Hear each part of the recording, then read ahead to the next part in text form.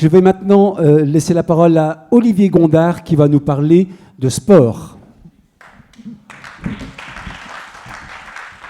Alors, excuse-moi Daniel, je vais te reprendre tout de suite, je vais parler un peu d'urbanisme aussi, si ça ne te dérange pas. Alors du coup, il me semblait important dans un premier temps de me présenter très rapidement, car je vais avoir en charge de vous expliquer donc, les différents projets sur notre futur mandat en termes d'urbanisme et de sport. Donc c'est deux sujets qui me tiennent particulièrement à cœur. Là, pendant 12 ans, j'ai travaillé dans le secteur de l'ingénierie du bâtiment, ce qui m'a permis de côtoyer un maximum d'intervenants, donc en l'occurrence les collectivités locales, les collectivités territoriales, les différents ministères. J'ai travaillé avec l'État, on a travaillé avec les hôpitaux en direct. J'ai pu avoir la chance de côtoyer les grands groupes de PTP et les gros promoteurs privés.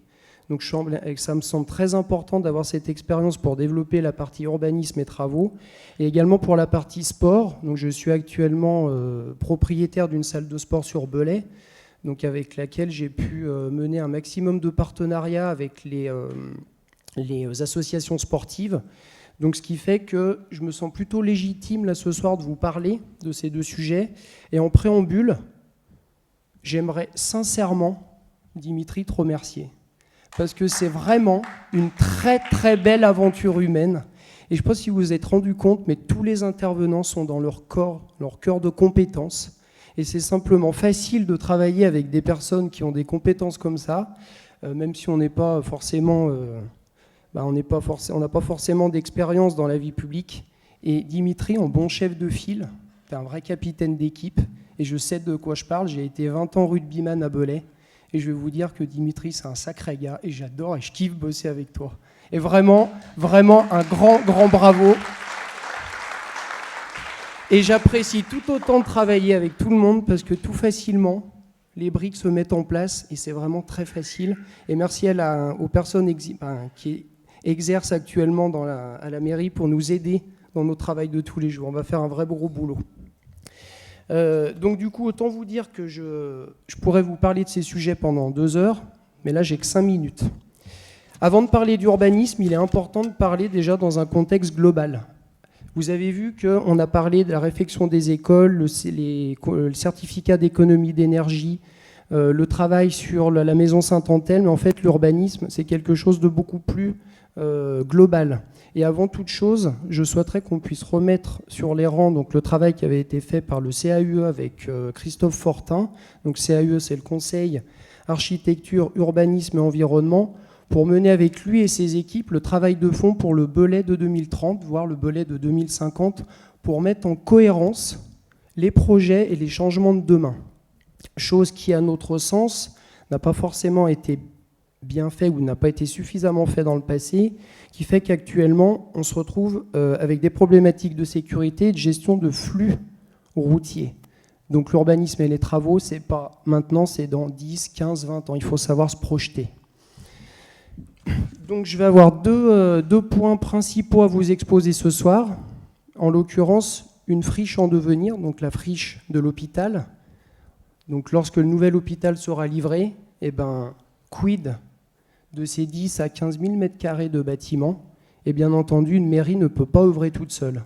Donc notre rôle va être de mettre en musique et de coordonner les différents acteurs, que ce soit l'État, la direction de l'hôpital, le CAUE, l'UCAB, les bailleurs sociaux, tous les partenaires qui pourront œuvrer pour ce bâtiment qui va devenir malgré tout une verrue, et il va falloir qu'on en fasse quelque chose. Donc là, on a vraiment un très très gros travail de concertation à mener.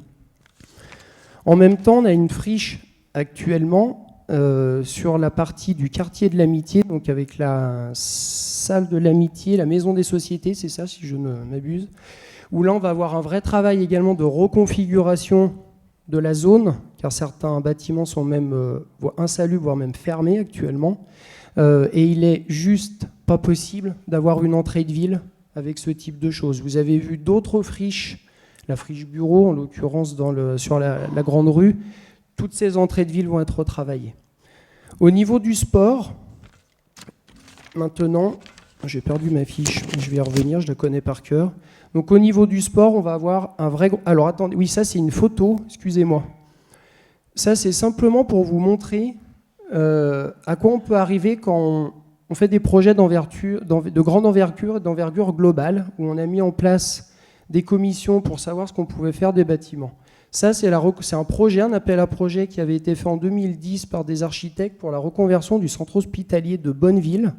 Donc Bonneville, c'est pas si loin, c'est pas des villes de 150 000 habitants, donc on sait faire des choses. Et également, alors ça, c'est le travail qui avait été rendu lors d'un concours d'architectes pour la reconversion des anciens thermes d'Aix-les-Bains. Ça a duré 15 ans. Donc c'est-à-dire qu'on a vraiment du pain sur la planche. Mais par contre, donc le sujet qui a été retenu, c'est celui-là. Donc on sait faire des choses. Donc concernant le sport, on va avoir un vrai gros travail. Moi j'appelle ça le projet de Chastel à Diano, ou de Diano à Chastel. Toute cette zone de terrain arrive en fin de vie, et en l'occurrence, il va y avoir beaucoup de travail. Donc si on doit commencer par Diano, donc le stade de rugby, que je connais particulièrement bien, en particulier le Club House également. On a une problématique, on a de plus en plus de monde au rugby, et ça fait quelques temps qu'on souhaiterait donc avoir des tribunes. Donc le rugby nous demande depuis quelques temps, donc les tribunes vont être étudiées.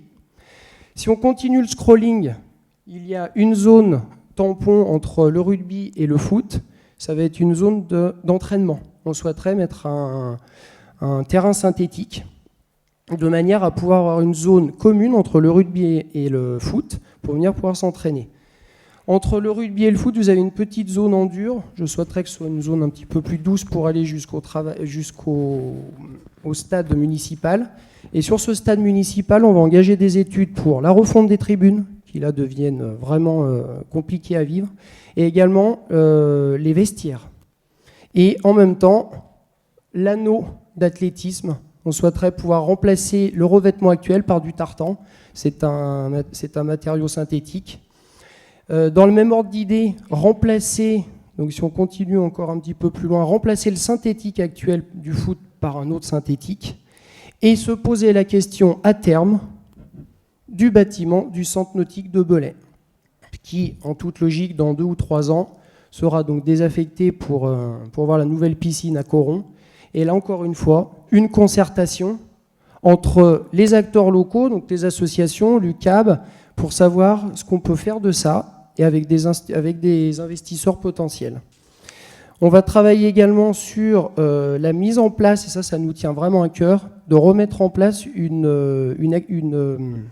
opération qu'on appelait un événement sportif en cœur de ville, un événement populaire accessible à tous à Belay, comme ça s'était fait il y a 20 ou 30 ans. Moi j'étais trop jeune pour le voir, mais a priori il y avait une course à pied en centre de Belay, c'est ça. Donc on aimerait retrouver un petit peu ce système-là pour aller dans le sens de ce que disait Annie tout à l'heure, dans le sens de l'animation de cœur de ville autour d'une activité sportive et donc qui fédère les gens. Et je crois que je suis arrivé au bout. Merci de votre attention. Bonne soirée.